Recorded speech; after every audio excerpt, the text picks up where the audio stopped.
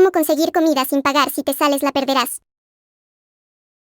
¿Necesitas agua? Ve al concesionario. Sal del vecindario. Ve hacia la izquierda, el lado en el que está el chat. Donde hay un coche, ahí hay que ir. Entra. Ve hacia el dispensador.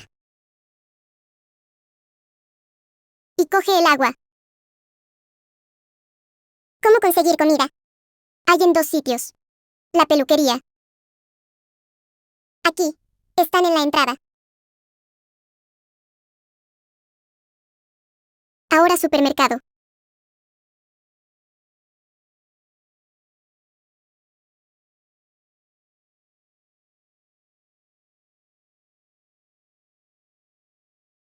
Aquí están.